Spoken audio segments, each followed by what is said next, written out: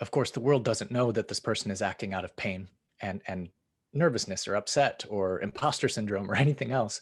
They just see someone acting badly. And I think the prose, the depth of the emotion and the drive in terms of rhythm and voice, absolutely. I mean, I'm just in awe of Fante's prose. I still am. I still reread it once a year, and yeah, I think I strive for it. I think I strive for f- creating those same emotional connections Right. in my own characters.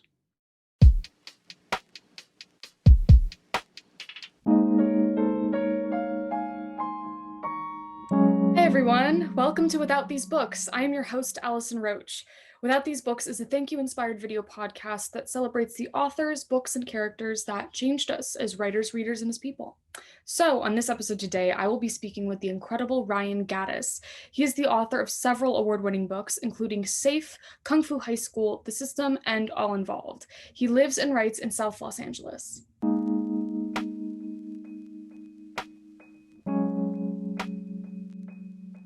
All right, Ryan, I'm so excited to talk to you. So, what is the book that you chose? I chose Ask the Dust by John Fante.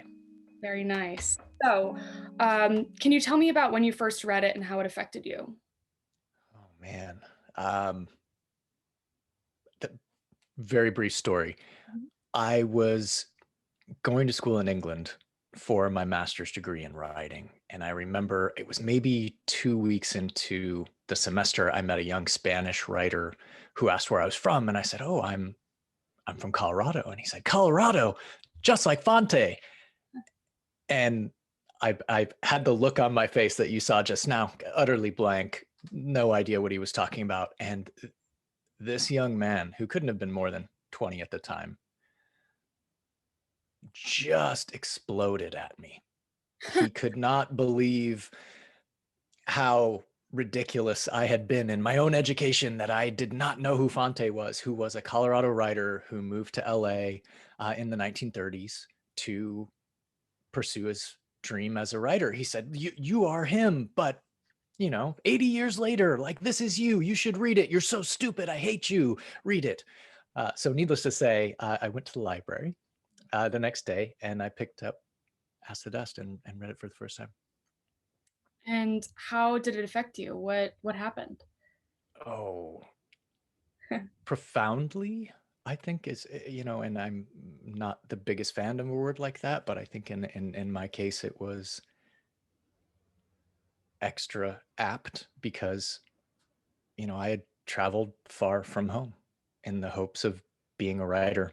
And that's exactly what Ask the Dust is about. He leaves his family in Boulder. He moves to Los Angeles. He is desperately in need of money, which I could very much relate to, that being a very poor student in England. Um, yeah, I think more than anything, it gave me an opportunity to see myself to an extent. Arturo Bandini, the character, so badly wants to be a writer. I obviously felt like I was on exactly the same path. And just to see someone try that on, in fiction, even if it's in a different era, a different place, was so helpful. I think a lot of that was because I was so young. I was one of the youngest people in my entire master's program. I think the median age was probably early 40s, and I was 22. Oh, wow. And yeah, so there, people had families to go home to and lives to live, and I was just stranded on campus, like with a dream, basically, like just desperately trying to be a writer. So it was, I would say, Arturo was a compatriot, was a friend, was also someone to learn from because he makes numerous mistakes in the book as well. So that's all. It was all extremely helpful. I think it was just exactly what I needed at that time. Great. So, because you saw yourself in this book, did it inform any ways that anything that you did in your life? Did it change a path, or did it just reinforce it, perhaps? I mean, it certainly reinforced it. Mhm. Um, but there are a lot of silly and often ridiculous things Arturo does in the book. I mean, very much a what not to do. Right. But I think it's beautiful how he matures as a result of some pretty bad decisions, and eventually, at first, without even realizing it, he starts writing the novel that will become Ask the Dust. And it starts as a series of letters. He doesn't even know that he's writing. He's doing the thing that feels very natural to him. He's writing letters to an editor, and he's getting story rejection after story rejection after story rejection. But eventually, the editor says, "Oh, but your letters are great. You should just write this." And I think, in a way, that gave me a nudge of like, just keep writing, just keep working, and eventually, whatever the style is, whatever um, my way of writing is, will reveal itself as long as I keep going. Mhm. Did the book itself influence your approach to writing or influence any of your writing, do you think?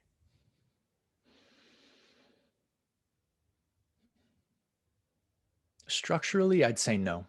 Okay.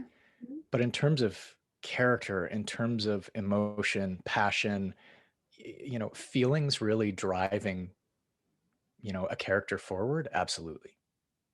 Absolutely. I think it's really given me a template for, a character who's in pain but won't always show it to the world. Right. A character who will frequently act out. Mhm. Um, of course, the world doesn't know that this person is acting out of pain and nervousness or upset or imposter syndrome or anything else. They just see someone acting badly. And I think the prose, the depth of the emotion and the drive in terms of rhythm and voice, absolutely. I mean, I'm just in awe of Fante's prose. I still am. I still reread it once a year, and yeah, I think I strive for it. I think I strive for f- creating those same emotional connections Right. in my own characters. Mhm. Does it, when you revisit it each year, do things change or do you recognize new things or what's that experience like? Always. Oh my gosh. I think, you every time you enter a river, the river's not in the same spot. Right. That's what it feels like. So I noticed different details. Primarily, I think I've grown to really empathize with different characters that I definitely didn't empathize with when I was 22, 23 years old. I think that goes without saying. Um, but I think the thing that continues to blow me away, and now that I think about it, I think it's a tremendous um, inspiration for my own writing. His precision with how he writes about the city, specific buildings, many of which are still there, Right. um, specific streets, whether he's talking about Olive, whether he's talking about the Biltmore Hotel, whether he's talking about the market. It's all there, and I think in particular, I have my own memories now layered on top of it because I actually moved to downtown Los Angeles, not far from where Arturo lived in the book. And I moved in about 2008, and honestly, not a whole lot had changed. A lot of the same things were present, and I actually made it a point to visit a lot of the settings. And I think it's been, yeah, tremendous inspiration because that's how I write my books. I mean, especially with All Involved, with Safe, with the system. I write using real settings, places I've been, Mhm. just because I think it grounds the prose, it grounds the character, and hopefully gives the reader something bigger to connect to. But even perhaps like me, an opportunity to go see those things in person someday. I think that was really special. And I actually taught Ask the Dust at Chapman University in one of my writing classes a number of years. And that one particular class seemed to be so enamored with it that we actually went on a field trip, a walk of downtown historic Los Angeles for two settings in the book. And it was really pretty special. I'm glad we did that. Yeah, so I know a lot of people who don't teach their favorite books or books that had a big impact on them. Why did you choose to teach it? That is a tremendous question, and I'm glad you asked, Allison. I taught it because, and please feel free to laugh at me, it's about 150 pages. Yes. And what I was finding, so this was it in the latter stage of my teaching, so probably around the 8-9 year mark, I realized that, at least at the time, students seemed to have a buffer for the types of books they were able to do, mainly because, look, they have so many other classes.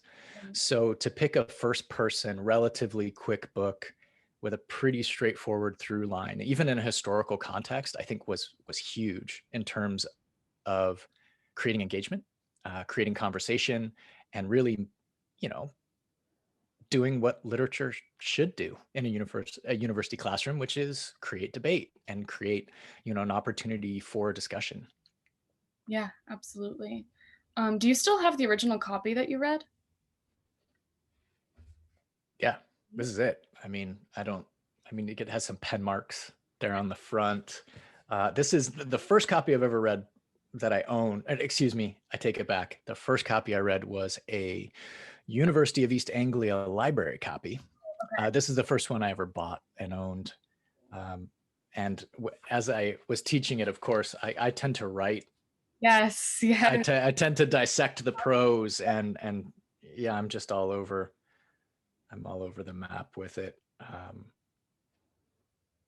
Here's another one. Yeah. And I think the fun of it, at least in terms of teaching, the chapters are very short. So we could take it a chapter at a time.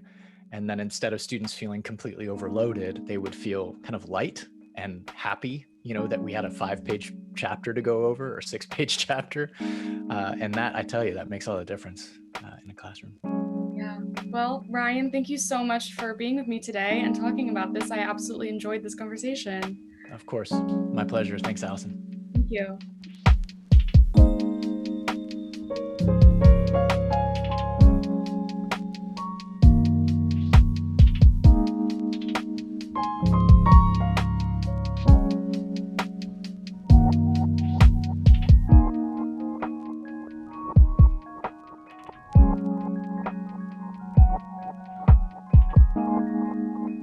Join the conversation at withoutbooks.com.